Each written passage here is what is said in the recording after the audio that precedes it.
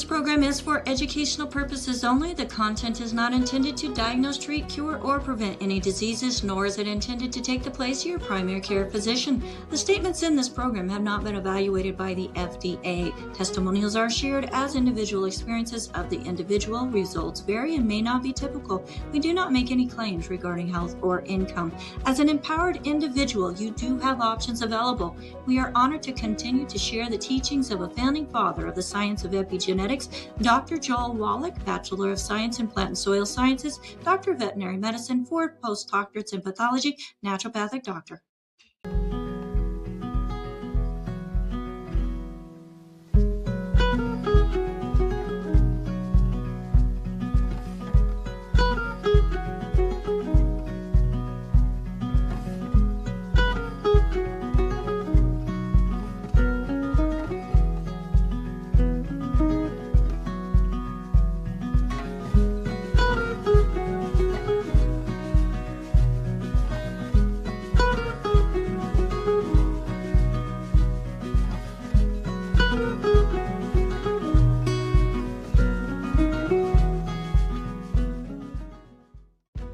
This program is for educational purposes only. The content is not intended to diagnose, treat, cure, or prevent any diseases, nor is it intended to take the place of your primary care physician. The statements in this program have not been evaluated by the FDA. Testimonials are shared as individual experiences of the individual. Results vary and may not be typical. We do not make any claims regarding health or income.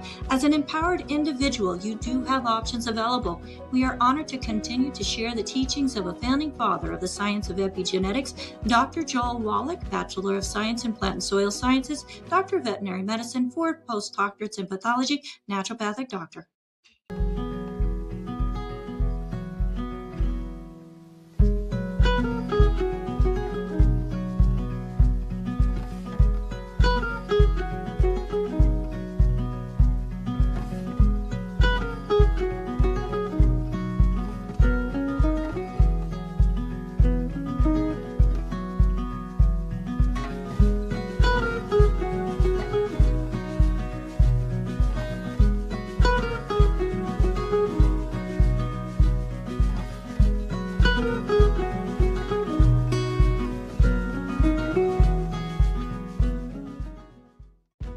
This program is for educational purposes only. The content is not intended to diagnose, treat, cure, or prevent any diseases, nor is it intended to take the place of your primary care physician. The statements in this program have not been evaluated by the FDA. Testimonials are shared as individual experiences of the individual. Results vary and may not be typical. We do not make any claims regarding health or income.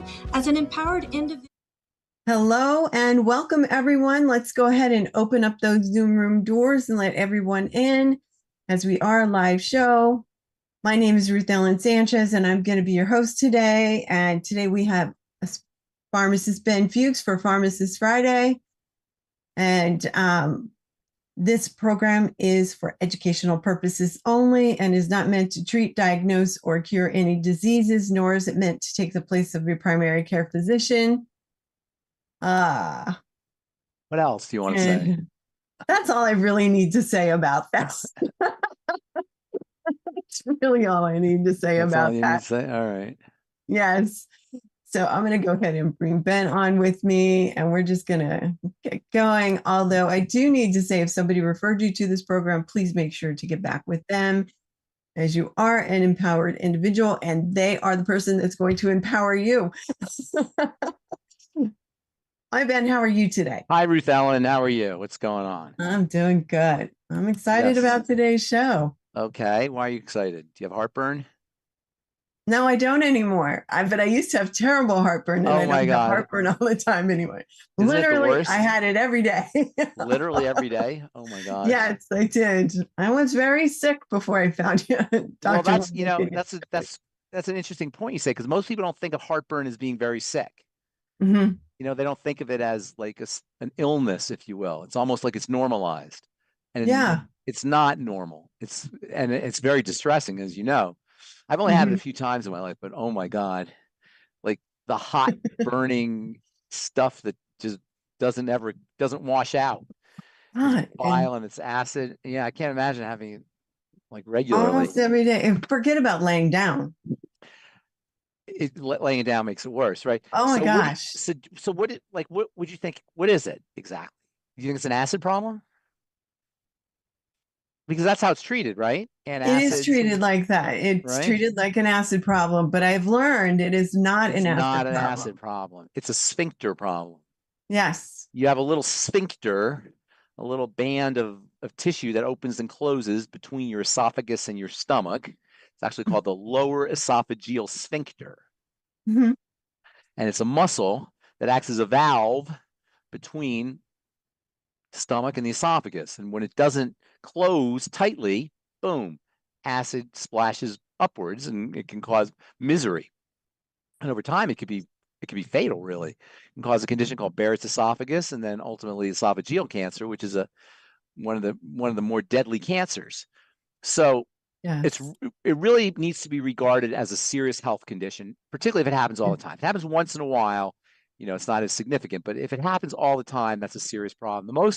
The most common reason why people have these kinds of conditions is a hiatal hernia, first of all.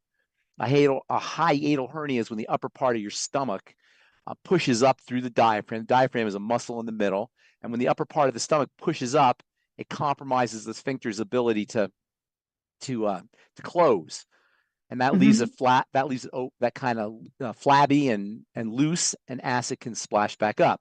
Excess body weight can do it. Obesity is a big problem, and pregnancy. The pressure of a growing fetus puts extra strain on the abdomen, and that can force acid upwards. The most important cause and the most controllable cause is our lifestyle and our diet.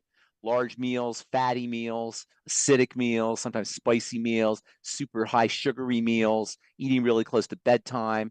Those are all reasons that are potential causes of reflux. And by the way, the technical name for what we call heartburn is gastroesophageal, stomach, esophagus, reflux, pushing back up, disease, GERD, gastroesophageal reflux disease. We call it heartburn, but really that's the technical name. Smoking is a major trigger. Alcohol can be a trigger, and there's certain drugs, particularly the NSAID drugs, ibuprofen, naproxen, indocin, the drugs they use for arthritis. Also, calcium channel blockers can also cause heartburn. But basically, you don't want to regard it as an acid issue, even though the main drugs they give you are, omeprazole and Tums and such. My mom is pretty much addicted to her Tums, and now she has all kinds of degenerative bone disease and connective tissue diseases, because when you take antacids, you suppress the body's ability to absorb minerals and activate enzymes, absorb B vitamins. It can also cause defects in protein metabolism, which can lead to fermentation in the gut. Fermentation in the intestine is a cause of upward pressure. So ironically, in the long term, using Tums and antacids can not only have a negative effect on biochemistry, but it can also lead to more heartburn. So all these are to say is the medical route is not the route you want to take if you have GERD, if you have gastroesophageal reflux disease, unless you have no other options and it's completely misery, and you're in complete misery. And then you have to then there's a judgment call, because like you said, the misery of heartburn once in a while is awful. I can't imagine what it's like when you have it every day, and you may not even care as long as you get rid of that terrible sensation. So you want to not regard it as an acid issue. You want to regard it as a sphincter issue. The most powerful strategy for dealing with it is digestive health strategies, food diary, food diary, food diary. Do a food diary and see what foods are triggering GERD, and then eliminate those foods. Using apple cider vinegar, ironically, or something acidic beyond Tangy Tangerine can help in an interesting way when you're not making enough stomach acid, and more people make less stomach acid than more stomach acid. I mean, you would think with all the incidents of GERD that people are producing lots of stomach acid. That's not the case. It's much more common to be suffering from hypochlorhydria, low stomach acid, than hyperchlorhydria, too much stomach acid. More people suffer from too little than too much. So acidifying the contents of the stomach will actually tighten the sphincter. The sphincter is supposed to tighten under conditions of acid, under conditions of low pH in the stomach. So when the pH rises because you don't have enough stomach acid, that can cause flabbiness in the sphincter, and by acidifying the contents of the stomach, that can help tighten the sphincter. So using acidic substances with your meals, like Beyond Tangy Tangerine, apple cider vinegar, aloe vera, noni juice, anything acidic, that may help. On the other hand, you got to be a little bit careful with too much acid, because if you make it too much, if you're ingesting acid foods and then you have heartburn, that acid's going to come back up, and that could be very uncomfortable. So you got to be a little bit careful. High fat meals are a big trigger. Chocolate can be a trigger. Peppermint sometimes, alcohol, as I said. These are all aggravating factors, not necessarily the cause of it. The cause is typically going to be this loose sphincter issue. And then there's connective tissue diseases that can sometimes lead to this a flabby sphincter, or a flabby lower esophageal sphincter. Technically, LES laxity is what they call it. Scleroderma is a classic example of an autoimmune disease, a connective tissue disease that is associated with GERD. And then age-related muscular changes or anatomical changes, degenerative conditions, basically, they can reduce the tone of the tonicity, the tightness of the sphincter.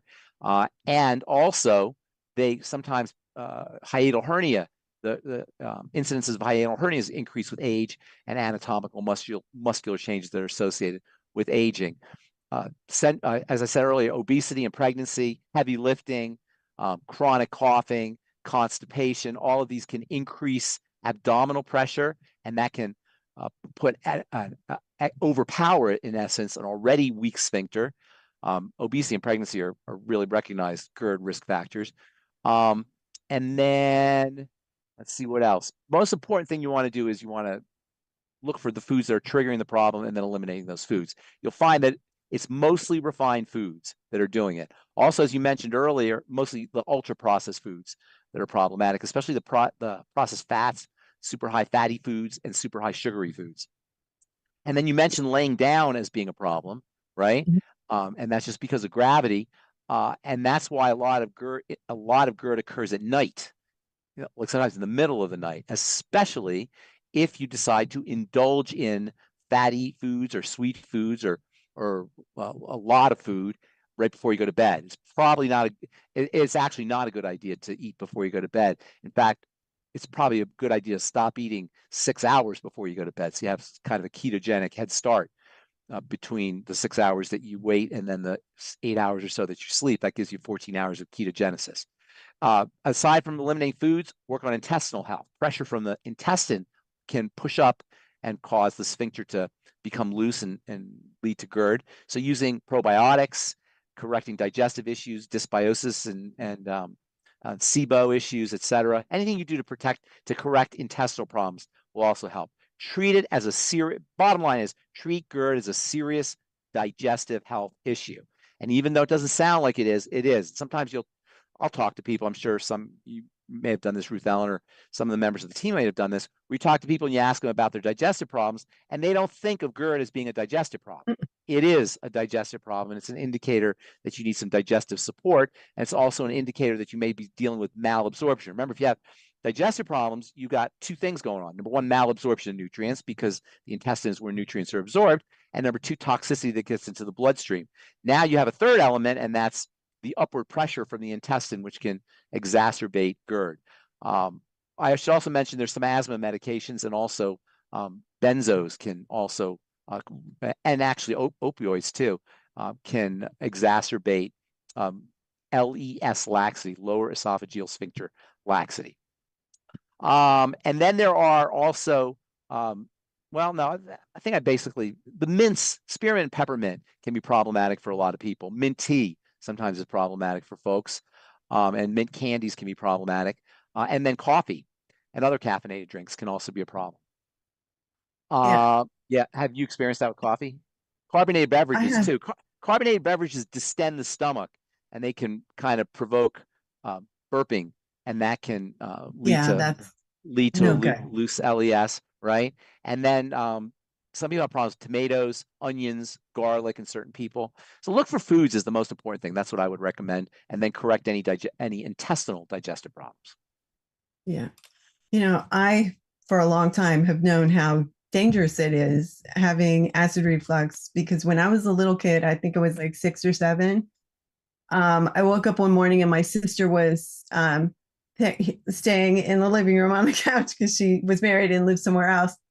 And my dad had a hiatal hernia and had acid reflux and was always taking Tums and papaya and different things.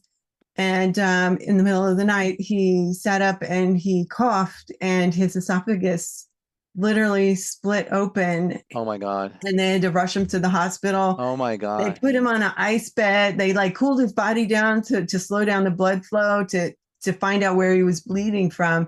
And then when they finally found it, they packed his esophagus, and then he had to go take him to surgery, which is tricky. He had staples from here down below his belly button because they had to open him up and do all this. Was he generally unhealthy, like had health issues in general? No, not really. Just well, that's not true. My dad was paralyzed. He had a tumor. Okay. And then they did surgery and they took the tumor out, and they said he would never walk again, but he walked out of the hospital. My dad was a ventriloquist and children's evangelist. And oh, is that right? Children's evangelist? Yes. Say? What's a children's evangelist? It's a pastor that goes and does seminars at churches using ventriloquism or whatever they use and talks to children. And then he did that, and we would go with him for a week to church while children would be up there talking and stuff. And my dad, great memories, but it took him a long time to recover from that. So when somebody says they have acid reflux and GERD, to me, it's a big deal. And it is a big deal. It's a big deal. And it eventually took his life. Oh, with what did he pass away from? He tried to get a surgery to correct the hiatal hernia, and the doctor nicked an artery. And oh my gosh! Yeah. Oh my gosh! So it was a whole big thing. I don't want to talk about that part of it. No, we won't talk about that part. But you mentioned it's interesting that you mentioned children, because I remember having to compound in my pharmacy heartburn medicine for babies, neonates, newborns. Wow. Yeah, and it's really interesting because the digestive system is, when babies are born, their digestive system is immature, and digestive system, the stomach, the intestine mostly, has to develop with time. If babies are born cesarean section, or they're born from moms who are not nutritionally competent themselves, they can end up with problems, intestinal problems, and that can lead to GERD. And I remember having to, make heartburn medicine for babies. And by the way, heartburn is a burning sensation in your chest, and it happens. It's a symptom of GERD. So sometimes we collapse those two ideas. Heartburn is a symptom of GERD. The real problem is that sour, burning backwash feeling that comes in. That's just agonizing. But you can have chest pain that can be associated with it. Dysphagia or problem swallowing, lumps in the throat, those can all be associated with it. And also, if you have people have GERD, chronic GERD, sometimes have an ongoing cough. They just have this tickle in their throat and they keep coughing, or they can end up with chronic laryngitis, or even worsening or new cases or new incidences of asthma.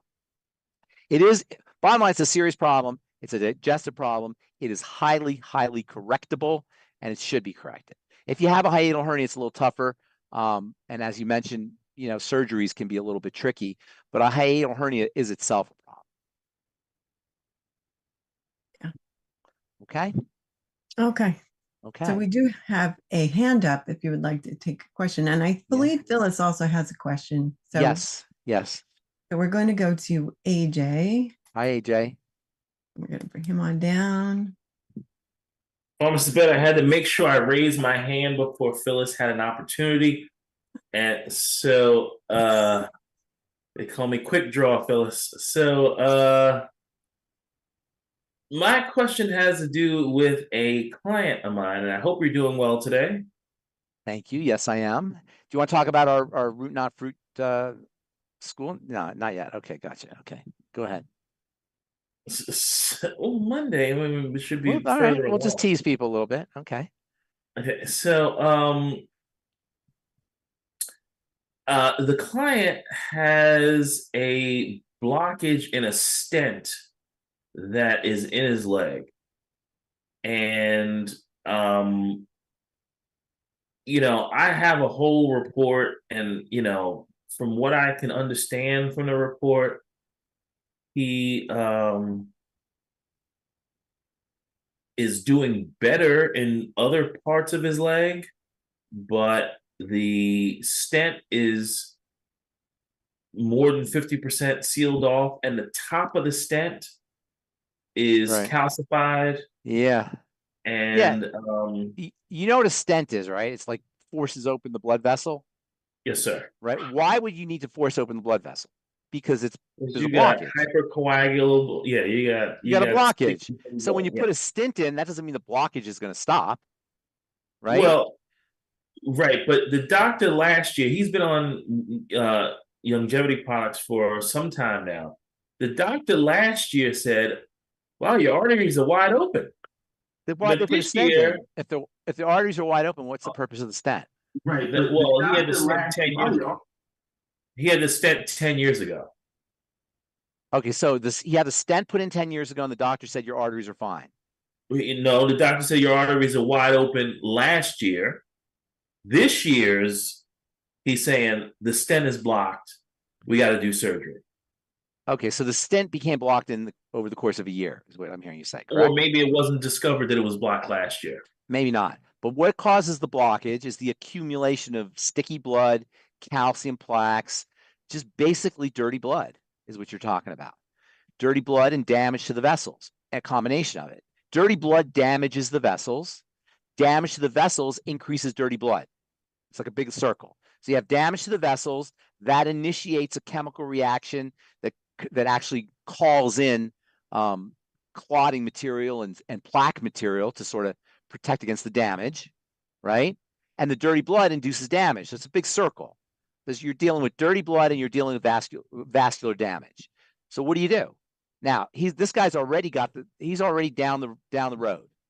All right, this is probably an older guy, I imagine, and he's probably MBFA, and my body's falling apart. He's probably got lots and lots of problems. How old? Do you know the guy? Is he on the call? Good guy, distributor. Is he on the call? He may be watching on YouTube. Yeah. So, he's degenerating, and I'm not trying to be dramatic or mean-spirited or rude or anything like that. This is a gentleman who's deteriorating. One of the ways we deteriorate is our body kind of dissolves to mush. And when it dissolves to mush, all this stuff kind of piles up inside the vessels. He's breaking down. So, if you want a quick remedy, clean the blood with plant-derived minerals, with clays, with glucogel, vitamin E, all the things that we talk about for keeping blood fluidity, increasing hydration, increasing water, and then also making sure the blood vessels stay strong. That is things like the healthy brain and heart pack, essential fats. In fact, EFAs can be very helpful for helping thin the blood or fluidize the blood. It's a better way of putting it. Also, oxygenation, making sure he's practicing his slow, deep breathing. And when we talk about oxygenation, it's not just a matter of slow, deep breathing. It's also a matter of moving, exercising. And even if the exercise is just the slow, deep breathing, slow, deep breathing counts as exercise. When you take the diaphragm up and the diaphragm down, you're improving circulation and you're improving oxygenation. So anything you can do to improve fluidity of the blood, improve oxygenation, reduce the accumulation of toxicity in the blood through a leaky gut, work on digestive health. This guy's probably a diabetic or pre-diabetic, I would assume. So the healthy blood sugar pack. There's a heck of a lot of ways of doing it, but you're not going to eliminate the problem immediately. Now, if he had a stent put in 10 years ago, that means he had a problem 10 years ago. And now he hasn't corrected the problem. Stents might be important in the short run because you got to keep the blood moving, you got to keep the vessels open, but they're not solving the problem. You see what I'm saying? So the doctor didn't solve the problem, and nor should the doctor be expected to solve the problem. Okay? Let me say that again. The doctor should not be expected to solve the problem. The doctor should be expected to keep you alive. That's what doctors do. They keep you alive, even if they have to jury rig it. They're not biochemists, and they're not there to manipulate your metabolism. They're there to keep you going. And that's what a stent does. But it's up to us, while a stent is in there, to correct the lifestyle changes that necessitated the need for the stent in the first place. You follow? Does that make sense? Of So course it does. so this is a classic sign of dirty blood, hypercoagulable blood, thickened blood, and all of the things he's experiencing are just the end result of the stuff that's going on in the blood in combination with damage to the vessels. Strengthen the vessels, clean the blood. Yes. Two questions. Would nattokinase in the Nattokinase is niacin great, absolutely, and also bromelain or ultimate enzymes. And nattokinase is in the nightly essence. nightly So essence nightly, and the niacin plus? both of those would be good, actually. The niacin plus, niacin's a very powerful vasodilator, And or we're using blood vessel opener. Osteomag, by the way, I forgot about that. Osteomag can also help. Anything to open the vessels, improve fluidity of the blood. Digestive toxicity, if he's got any digestive health problems, we've got to get him on all the digestive support, food diary, etc. There's two bottom lines here. Number one, this is a lifestyle issue. This is not a doctor issue, although the doctor is going to keep him in the game with things like a stent and perhaps if he needs to have some surgery. However, it's a lifestyle issue, point number one. Point number two, it should be largely considered the first 2 points in the triangle of disease. Ultimately, cortisol is probably involved as well, but the first 2 points in the triangle of disease, that is food diary, digestive support, all the digestive supplements, and to treat it like a blood sugar problem, and then anything you do to clean the blood, fluidize the blood. Not clean the blood, fluidize the blood. Pharmacist Ben, I got 3 questions. Number Yes. one, sort of ultimate daily classic. Mm-hmm. You think that's Yes. also something? Yes, for Okay. Ultimate Daily Classic is a very underappreciated blood detoxifier. It helps clean the blood. And given that we're always talking about dirty blood, cleaning the blood is an important strategy. And the Ultimate Daily Classic is a great way to start, a great place to start. Okay. His doctor wants him to have this stent removed, quote, or repaired within. He wants it immediately, but do you think that within 3 months' time, his blood could be cleaner and clearer? If he does everything right, absolutely. If he does everything we're saying. But if he keeps going, if he doesn't make any changes, what's the definition of insanity? So if he makes changes, yes, he can make changes, can be immediate. And keep in mind, when you have something solid, like a stent is something solid inside the vessel that's foreign, it's like a place where things can kind of pile on. So toxins from the blood can sort of pile on to that solid material, which can act like a nucleus or a seed with which things can accumulate around it. So a stent or any device that's put in the body is a great opportunity for things that are in the blood to sort of stick to it. And that's what this guy's experiencing. It comes from the blood. Essentially, this is a blood problem, a blood and vascular problem, and that's how it needs to be addressed. I'm not gonna hoard the time because I got a whole hour with you Monday evening. Okay. But you said, nor is it the doctor's responsibility to fix our lifestyle problems. Yes. But sometimes you encounter a doctor, and the doctor will tell you, he could tell it to me, it won't have the same effect. He tell it to my dad or my grandma, and they may believe it much stronger. And the sentence would be something like, "You can't fix that with nutrition." So what is it, a question? You can't fix that with. So you're saying the doctor's not responsible to fix certain things, but what comes out of their mouth would discourage your use of alternatives. Well, you can't be discouraged by what your doctor says unless you have doubts yourself. Like if the doctor told you something, AJ, would you be discouraged? He said nutrition is BS. You wouldn't be, because you don't have any doubts. But if you have doubts yourself, you say, well, maybe he's right. I don't know. I'm not so sure. So you got to believe yourself. And that's why I always say the first thing that you need, if you're going to turn things around, and the body can turn on a dime, if we turn on a dime, your lungs heal between cigarettes. Between assaults to the body, your body heals.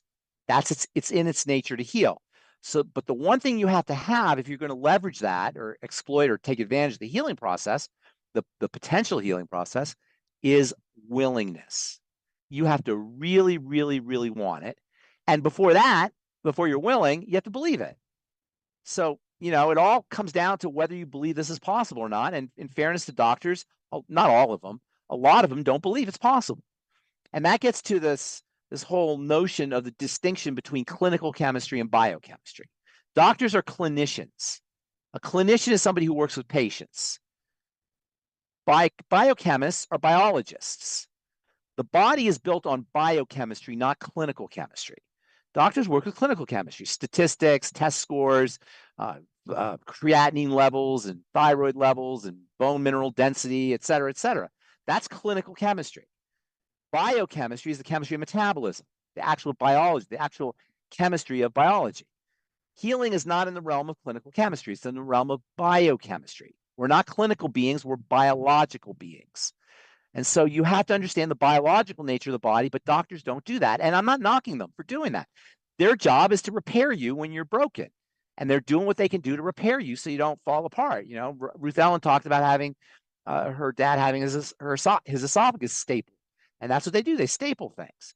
A good friend of mine who works for Longevity, he had a mitral valve issue in his heart, and he had his heart literally stapled. He had his mitral valve literally stapled in order to keep it functional. And that's what they do. And that's not a knock on them. It's up to us if we want to affect real healing changes by taking advantage of the body's inherent nature, which is to heal and recover. We're the descendants of ancestors who healed every wound, at least eventually. Sometimes you don't have the time if you're, if it's really severe, you're at the end of your life. But for the most part, the body evolved to repair, and not only to repair, but also to adjust, so that when there's a high level of something, mechanisms come in to lower that to baseline. And if there's a low level of something, mechanisms come to raise that. It's called homeostasis. The ups go down, the downs go up. So between homeostasis and the initiation of repair of tissue, we have bodies, we're riding around in bodies that are specifically designed to heal, repair, and balance on their own. But if we're not healing, repairing, and balancing, we're introducing something that we've got to disintroduce. And usually that involves food. Thank you for that. That was fantastic. All right. So we have Phyllis. I'm going to bring Phyllis on, and then Mary. And if you're here on Zoom and you have a question, please feel free to raise your hand. All right, Phyllis, take it away. Hello, Pharmacist Ben.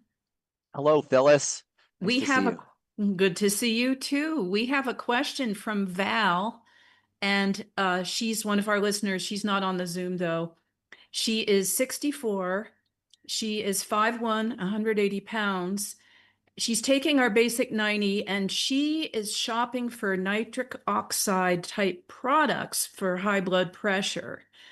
And she also, in terms of other problems, she has fatigue and sleep apnea, and she couldn't come up with anything else going on.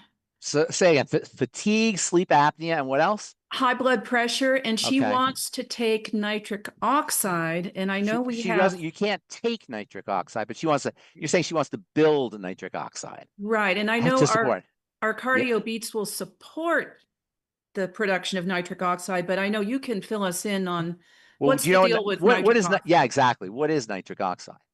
Nitric oxide used to be considered a toxin, like an air pollutant, until the late 1990s, when a couple scientists, I think they were Belgian scientists, discovered that nitric oxide is incredibly, incredibly important for opening up blood vessels. It turns out nitric oxide is a molecule, it's a gas really, that is involved in opening things up, keeping things moving. It is, as the name implies, it's made up of nitrogen. And so nitrate-rich foods and nitrogen-rich supplements can help. If you want to use diet to build nitric oxide, you want to eat lots of nitrate-rich vegetables. And probably the best one is spinach, arugula, chard, and then, of course, the well-known beets are nitrate-rich. There are also bacteria in the mouth that can convert nitrate into nitrite, which the body then converts into nitric oxide. And this is especially when where oxygen levels are low. So if you're going to eat lettuce and spinach and arugula, make sure you're chewing it really well in order to have as much bacteria contact that vegetable nitrate to turn into nitrite, which then turns into nitric oxide. We're serving of green leafy vegetables as well as beets or beetroot juice every day, or cardio beets, of course. You know, anything that has beets in it is going to support nitric oxide. Also, exercise is one of the best ways to build nitric oxide. Walking, cycling, lifting weights, all of this will increase blood flow across the arteries, and then this kind of stress against the arteries from increased blood flow will activate nitric oxide production. There's another really interesting way to improve nitric oxide, and that's breathing through your nose and also humming. There's nitric oxide producing elements in the upper sinuses, and just going, or even like this. You know, you probably, you know, it's sort of like a meme where people go, om, like that, you know, meditators. Those are all great ways to activate nitric oxide. So making that, if you make that sound like, you can kind of feel a vibration in your upper sinuses. That's all activation of that will all activate nitric oxide. And then the best supplement for activating nitric oxide is arginine. Arginine is, I call arginine super amino acid because it's got 4 elements of nitrogen, and it is probably the most reliable way from supplementally to improve nitric oxide production. So exercise, keeping blood sugar down also, by the way, is an important strategy for folks who are dealing with nitric oxide issues. And then beetroot juice, vegetables, arginine. There's also a precursor arginine called citrulline that sometimes helps. There's lots of ways to do it. Vitamin C is a cofactor that could be important. And then making sure that you're getting enough sleep, and also reducing hypertension. Hypertension, high blood pressure, is associated with nitric oxide problems. And in fact, sometimes they'll give you nitroglycerin for both high blood pressure or angina, where you're not getting enough oxygen to your heart. I don't know if you've ever seen nitroglycerin snorters, or they have little things that you sniff, nitric oxide sniffers that you can do to open up blood vessels. Not nitric oxide, nitroglycerin sniffers. And that's one of the ways those work. So yeah, there's lots of ways to do it, but this is a woman that needs much more than nitric oxide. Yeah. In fact, based on what you just said, and I'm trying to remember, what did you say aside from hypertension? Fatigue, sleep apnea, sleep apnea. She's also heavy for her size. And heavy. What are those all signs of? Dirty blood, metabolic syndrome. Metabolic syndrome. Those are all metabolic syndrome. Yeah, exactly. So yeah, you can mechanically open up the blood vessels with nitric oxide for sure, but this is a woman who's dealing with metabolic syndrome. And again, you know, we look to the symptoms and we want to just kind of do away with them, and we're looking for strategies to do away with them, but we got to go to the causal level. And the causal level, if she's got hypertension and fatigue and obesity, is metabolic syndrome. Yeah. And that's a blood sugar issue, and that's an insulin issue. And that's the second point on the triangle of disease, which is connected to the first point. And the idea here is not to say, oh my God, there's all these things I got to do.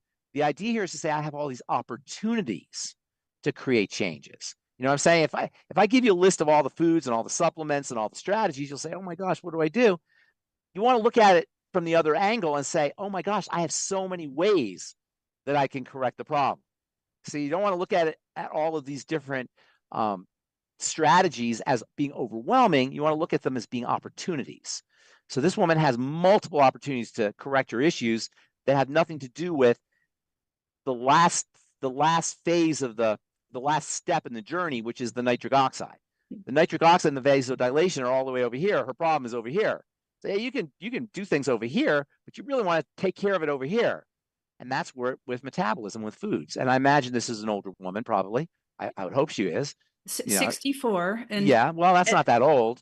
That's not that old. Thank you. Yes. Yeah, I know. That's not that old. The age for being old keeps going up, I've noticed. As we get older. Yeah, right. I'm 66. That's pretty darn young, actually. Yep. You know. Well, so as you like to say, she has bigger fish to fry. She has bigger fish to fry, yes, than just nitric oxide. How do I support nitric oxide? That being said, all those strategies I just talked about, the veggies, chewing the veggies really well, humming, nitric, arginine, citrulline. There's lots of ways to build nitric oxide. Exercise, movement, she's probably not. I would imagine she's not really moving around a lot, and that's probably compounding the issue. And the dirty blood is also a problem. You also had mentioned the nitrate and nitrites in vegetables. Yeah. I found myself confusing that with the preservative sodium nitrate and sodium nitrite. Yeah, the sodium completely different. Completely different because they're using super high concentrations. And those are they're done because those kill bacteria. They're preservatives, essentially, is what those are. Nitrogen is very, very explosive stuff. As you know, I've talked about this before. So it can be used as a preservative, but it can also be used as a active biochemical. And the preservatives are different. Preservatives are incredibly problematic. And there's countless studies that talk about preserved meats, deli meats, and Doc's been talking about this for a long time, as being associated with digestive cancers and digestive problems, intestinal cancers, etc. So you want to stay as far away as you can from hot dogs and deli meats and these nitrate preservatives. And I'm thinking that they're kind of gradually being eliminated because it's pretty well recognized that they cause intestinal problems. Mm-hmm. All right, I will give way for Mary to come on board. Hi, Mary. All right, Mary. If you can unmute, I see you have lots of questions. Okay. Yeah. Okay, bring Ben back. Oh, there you go. All right. Whoever is doing that, Where I'm not sure. There you go. Okay. Perfect. Okay, so there's several questions here. I'm going to give you two quick ones from Harry. Harry's in the chat, so if he has any additional comments, he can ask. But he has two questions. I'll give you both of them. I'm not sure if they're related. One is, how can we strengthen the bladder? That's the first question. Strengthen the bladder. What is it? I don't know what that means. Strengthen the bladder. Okay. The bladder's a bag. How do you strengthen a bag? Well, I'm not sure what that. Can you be a little more specific? Well, the word bladder means bag. Right. And right. like your gallbladder is a bag of gall. He's talking about the urinary bladder, I'm sure. Yeah, the so that urinary means a bladder. bag. So I'm not sure. Like, what So does that I'm mean? assuming that maybe there's, leakage and things like that. That's so what I'm assuming. That's not the bladder. You is that talking about it for incontinence? Is that what he's talking about? He has not specified. So Harry, if you want to add some comments or raise your hand, that'll be great. Let me give you the second question until we can hear from Harry. What is the best pathway to balance bipolar problems? Okay, so a couple things. So first of all, I'm going to assume when he says strengthen the bladder, he means to strengthen, to get more control over the bladder. That's what I'm assuming. But yeah, so I'm assuming he means that. So given that, you can do these pelvic floor exercises, like where you squeeze the pelvic floor. Like you have to go, like you're tightening the muscles that you use to prevent urination. Okay, you know what I'm saying? So let me just add one thing. He says, how many times a day should we pee? There's no answer. That depends on how much you drink. I agree. Right? So you can't really say that's not really an answer. That's not really an answerable question. But in order to go back to what he was saying about strengthening bladder control, which that makes more sense, you want to kind of strengthen the muscles, the pelvic floor muscles. And you do that by squeezing. Like when you have to go to the bathroom and you can't, and you're in a place where you can't go to the bathroom, you sort of squeeze. Yeah. You do that for just kind of hold it for 5 seconds or so, relax it, hold it for 5 seconds. So just repeat it, 5-10 times a day, 2 or 3 times a day, 5 or 10 times, 2 or 3 times a day, until you can hold it for until you can squeeze for 10 seconds. And if you do that, eventually you're gonna tighten. It's a muscular issue, and you're gonna strengthen the muscles. There's also bladder training where you can urinate on a planned schedule rather than every time you feel the urge. So in other words, you hold it, hold the urine until you're on the schedule. Now you don't want to create any pain or any discomfort or anything like that, but gradually extending the interval by a few, 5 or 10 minutes over time. When the sense that you have to pee, that sense of urgency, you have to go to the bathroom, kind of calm down, sit still, breathe, and then contract the pelvic floor, and then the urge will settle down. You keep doing that over and over. Eventually, you can strengthen the bladder. You can strengthen bladder control. There are also irritants that you want to avoid. Bladder irritants, caffeine is a classic irritant, alcohol, carbonated drinks, artificial sweeteners, all of those, and also restriction of water. Don't restrict water. A lot of times people restrict water when they have issues like that. Do not restrict water. If you have any kind of burning sensation or blood, or you have difficulty emptying your bladder, you definitely want to have that checked out. Frequent urination can also result from prostate problems, especially as men get older. I find that the Osteo-fx is wonderful for men who are experiencing that, they go to the bathroom multiple times in the middle of the night kind of thing. Even when they don't have to go, they just kind of have the urge to go. The Osteo-fx can be very, very helpful for that. Okay. And just on that one, would you say, the Osteo-fx, I think it's like 2 a day or something like that. Would you say that people 2 days would need fine. more than that? No, Okay. 2 days fine. You can take 2 or 3 a day, but that's, not, I wouldn't take more than that. It's not going to hurt you, but I don't think you need more than that. Okay, perfect. And then the best pathway to balance bipolar problems. Bipolar is an interesting issue because there's a fine line between psychological and physiological. I find that people who are bipolar, it's kind of a distracting technique for avoiding certain psychological things that they don't want to think about or they don't want to engage in. So I'm a little careful about talking about bipolar issues as well as depression and other mental health problems. That being said, there are stabilizing elements, brain stabilizing elements. The most famous one is lithium. Doc's been talking about lithium for many years, and there's more and more literature that talks about lithium. And if you go to the doctor and get a prescription for bipolar, typically you will get lithium, unless you get like a full-blown antidepressant. Sometimes they'll give you Prozac, but lithium is very effective for that. Also, calming brain chemicals like GABA, glycine, inositol, magnesium, tryptophan. Those can sometimes be helpful for bipolar issues, have stabilizing effects. Although if you take too much of those, they can maybe lead to more fatigue or more, I don't want to say depression, but a more calming effect than you might like. But they also may help you with your bipolar. So you have to kind of practice that. And then lastly, blood sugar spikes can be a problem because of this high blood sugar, low blood sugar issue that people have when they ingest sugar. You put sugar into your system, for most people, unless you have insulin resistance or you have problems with metabolic syndrome, you put sugar into the system, you get a spike, and then insulin comes to the rescue and pulls the sugar out, and then you're hypoglycemic.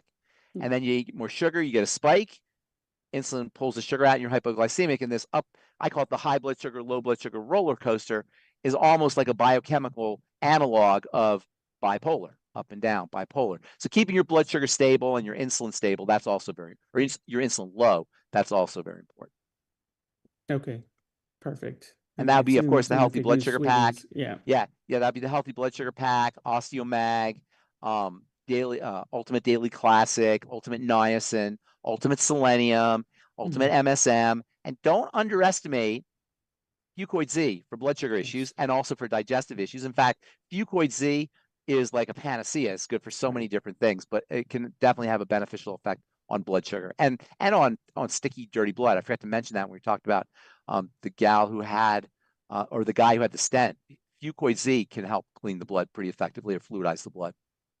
Yes, I FucoidZ, the Fucoid Fucoid and the FucoidZ is biochemically or molecularly similar to heparin, which is what they give you in the hospital. When you have a surgical procedure, that will initiate blood clotting.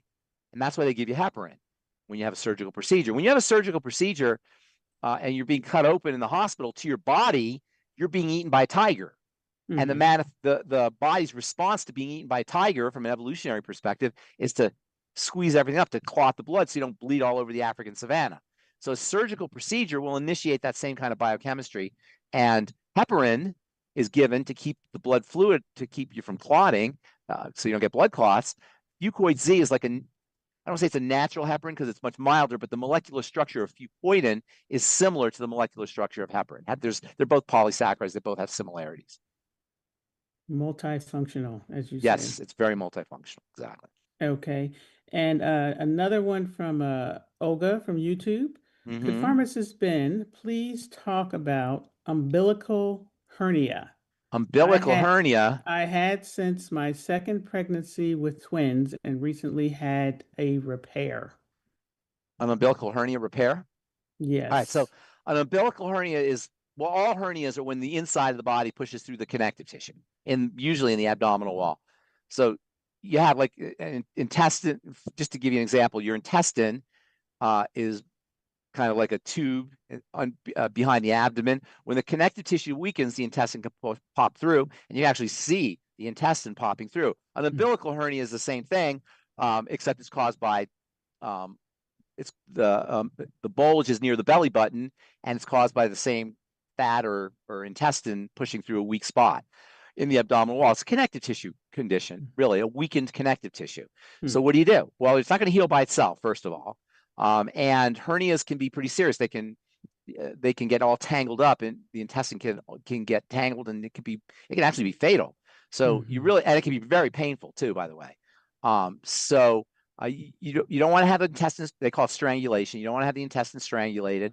And you really, pretty much the only way to get rid of an umbilical hernia, it's not going to repair itself, is to have a surgical procedure done. That being said, once you have that surgical procedure done, you want to be strengthening your connective tissue.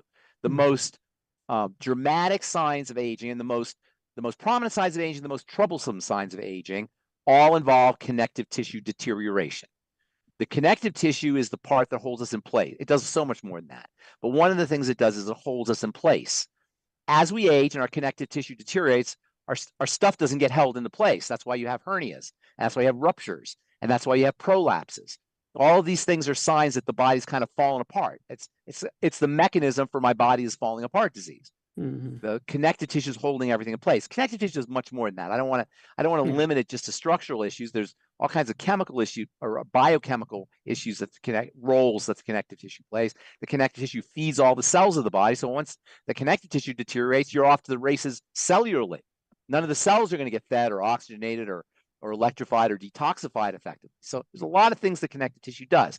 But the most obvious signs of connective tissue deterioration are the arthritis and the wrinkles and the heart disease and the ruptures, as I say, and the prolapses and the hernias and the thinning skin and the joint problems and the valve problems. All of these are pretty much part and parcel with the aging. They go with the aging process, and those are all connective tissue driven. So building you're not going to nutritionally repair an umbilical hernia. However, once you have a surgical procedure to repair the umbilical hernia, you want to make sure you're strengthening the connective tissue. Hernia repairs can actually revert. Hernias can actually revert after repair 5 or 10 years later. Sometimes people get their hernia back because they haven't done anything to strengthen the connective tissue. So treat it like a connective tissue problem after you have your surgical procedure done. And by the way, after all surgical procedures, you want to be building your connective tissue. All of them. One of the most common problems associated with surgical procedures is the formation of fibroses and scar tissue. In fact, the vast majority of surgical procedures end up in scar tissue and fibroses, and these can not only cause pain, but they can also lead to organ dysfunction and problems with posture, problems with leading to other connective tissue issues as we age. So really, after any surgical procedure, but particularly after a connective tissue surgical procedure, you want to be doing things to build connective tissue. And of course, we know, even though we don't talk about it, that the Healthy Bone and Joint Pack is a connective tissue building nutritional supplement package. So use your Healthy Bone and Joint Pack for all connective tissue issues, including just plain old accelerated aging. The Healthy Bone and Joint Pack could be used to prevent wrinkles. The Healthy Bone and Joint Pack can be used to help prevent gum disease, not to mention, of course, arthritis and osteoporosis and the things that it's marketed for. Sure, great. And of course, and one more thing, the blood vessels are lined with connective tissue, and deterioration of the connective tissue is going to lead to deterioration of the vascular system. Deterioration of the vascular system is one of the reasons why we get these blockages that we talked about previously. So you're going to help support numerous parts of the body with the Healthy Bone and Joint Pack and with these connective tissue building strategies. Perfect. Okay. And one more thing. Post-surgery, ultimate enzymes. Those will also help prevent the formation of scar tissue. Okay. Perfect. Thank you. Many more questions, but I will turn it over to AJ. Thank you. I think we should be turning it over to Ruth Ellen. Ruth Ellen can decide whether or not she wants AJ to speak or not. Yeah. I want AJ to speak. You're not allowed to speak, AJ. I'm only kidding. I just want to mention 2 comments that Dillong has in. Put your hand back up, AJ. In YouTube, he says that he's going on a candida diet, restricted carbs, no sugar, no fruit, and upping the I-26 dose to 2 scoops per day has gotten rid of heartburn and digestive issues for him or her. And 1 scoop didn't quite do it, but 2 scoops of I-26 helps a lot. That's good information. And then, I think we just talked about that on Monday. If I'm not AJ, did we just talk about that on Monday with Dillong or however that person said? It was on the phone. It looks like okay. And then the other comment is that Olga adds apple cider vinegar to BTT, especially nice with the 2.0, and then drinks it with a straw. It balances out the sweet flavor nicely because some people find it too sweet. So I just and let me say something about that, the too sweet thing, because I hear that a lot actually. Just heard it this week. I always suggest, this is my opinion, that you use your BTT to taste to where you like the taste of it. So if you're one of your customers or some of your turned the BTT on, turned on to the BTT, said, oh my God, that's too sweet, that's too strong, which I hear a lot actually. Use less. That's not a reason not to use it. I know it says 2 scoops in a glass of water. I don't know who the heck wrote that, but you don't need that much. The more you get, the better it is, but it's much more important that you use it. So if you don't like the taste with too much, just lighten up on the taste. On the other hand, some people want, my mom likes a lot of it, and she doesn't like it if there's not enough in there. So everybody's got their own place where they like the taste of it. That's the most important thing, is to like the taste of it so you use it. If it's too sweet, use less. If it's not sweet enough, use more. Find a place where you like the taste. Yeah. I always say, get it to your sweet spot the way you want it. Exactly. Yeah. And some people I suggest using unsweetened cranberry juice because it's really tart and the flavor goes nicely with the tangy tangerine. That's good. I'm going to check that out. All right, AJ, it's your turn. And Ben, we getting close to the top of the hour, but yes. We got like 5 or 6 minutes. Okay. Yes. Some guy sent me, Pharmacist Ben, an article about the microbiota and correlation with cancer. What do you mean by correlation with cancer? I see what you're saying. Like different bacteria changes in the bacteria species in the intestine can be linked to cancer. Is that what you're saying? Can be a marker, and yes, that's really important information. And thank you for sending it to me. Yes, the immune system lives in the intestine, and the major players for the intestinal immune system are the bacteria. Cancer obviously is an immune disease, so that just again shows you the primacy of the first point on the triangle of disease. I can't emphasize that enough. The first point on the triangle of disease leads to everything, including cancer. Yes, you're going to ask. So I don't know if this is a wives' tale.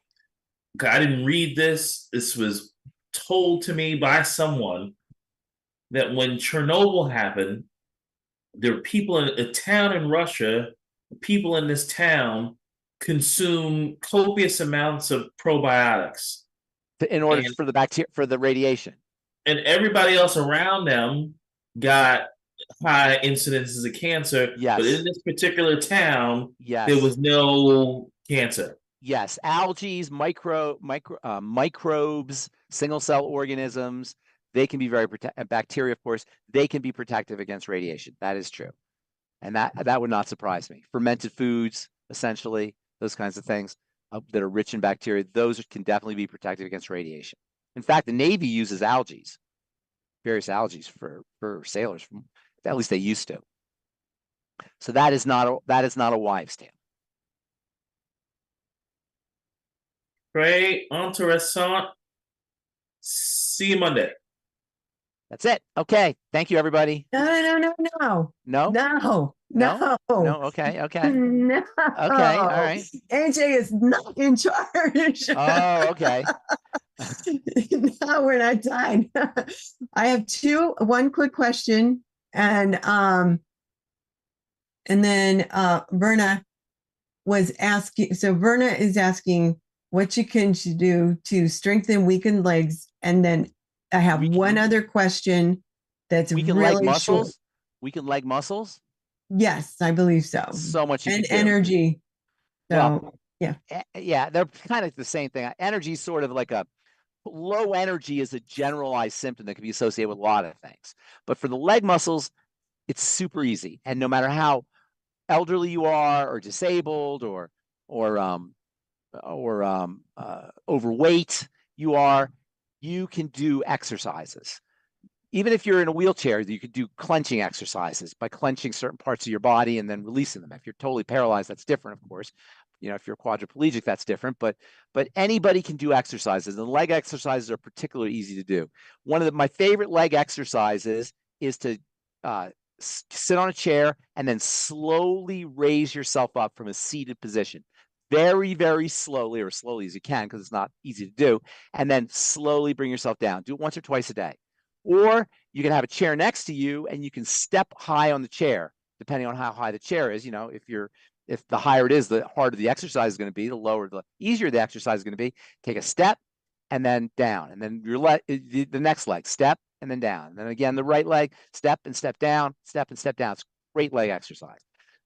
Laying down and raising your legs up and down, holding your legs maybe 45 degrees, seeing how long you can hold your legs 45 degrees. You can't do 45 degrees, maybe just a couple inches off the ground.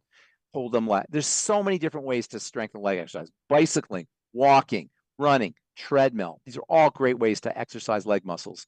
If you, I don't know if you know what squats are. People will do squats with big heavy weights, like where you lower yourself on, you know what a squat is? Yes. You can do squats without weights.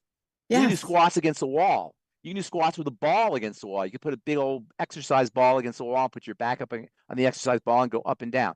There's so many ways to do it, and you only need 5 minutes a day. If you do 5 minutes a day, 5 days a week, at the end of a couple of weeks, you're going to notice noticeable differences in the strength of your legs.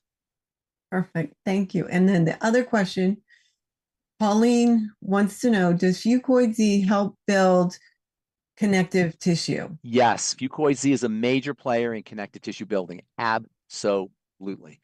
The polysaccharides in FucoidZ are a special type of polysaccharide called a sulfur or sulfated polysaccharide, and it has a major role to play in the hardening and the building of connective tissue. Perfect. Thank you. Okie dokie. So if I can get all the co-hosts to come on with me and Ben, we'll close the show out. And Ben, it is thank you so much. 1 minute past the hour, so we'll see you later. Thank you everybody. so much. Thank you for joining us today, everybody. That was information-packed hour with Pharmacist Ben Fuchs, and I really got a lot out of all the different things that he talked about. So thank you for your questions, bringing in questions, and joining us. So I am going to go around and introduce the co-hosts because I can't do this alone. None of us can do this alone. And of course, you, our audience, are very important because without you, there would be no show. We wouldn't have a reason to come on. So thank you all for that. So I have Phyllis, who is out there on the different platforms and bringing in questions and posting things and sharing things while I'm here doing this. Thank you for helping me do my job by doing it, part of it. And she and her husband also are responsible for getting Dr. Wallach on the radio. So kudos to you guys for that. And we will always, I will always mention that because it's so important. And then we have Marilyn, Miss Speedy Fingers, who is in the Zoom room, in the chat, typing everything that is said as fast as she can.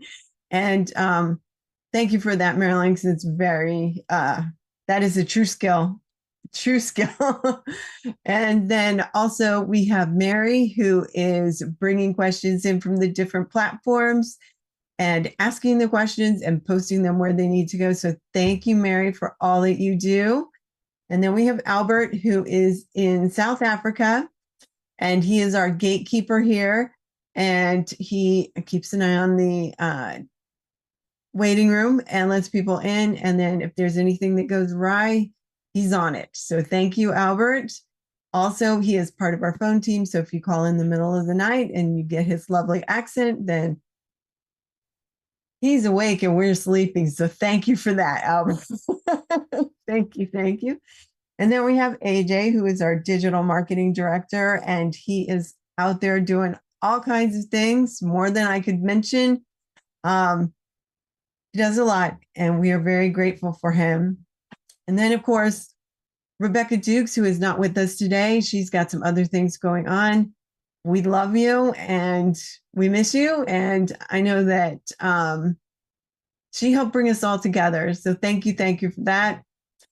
My name is Ruth Ellen Sanchez, and I'm the executive production manager of Daily with Doc and Becca. And I love doing this. It's very important to me, and my heart is here. So this program was for educational purposes only and not meant to treat, diagnose, or cure any diseases. And also, if somebody referred you to this program, please get back with them, as they are going to be your primary point of contact. If your questions did not get asked or answered, please email us at questions@dailywithdoc.com. And then if you would like to talk to a certified holistic health coach and you're not working with anybody, please call us at 855-949-3377. And even if you are working with somebody, we can help support you, but we will refer you back to the person so you can have them help you with your order. And that is the only way we do it around here. So thank you, everyone. Have a great weekend. And please always remember to be kind, be loving, be respectful. Just be a good human. Just be good humans. All right, we'll see you next week, and you'll see AJ on Monday night at 9 o'clock with Pharmacist Ben on Ben Bites. See you later, everybody. Thank you so much.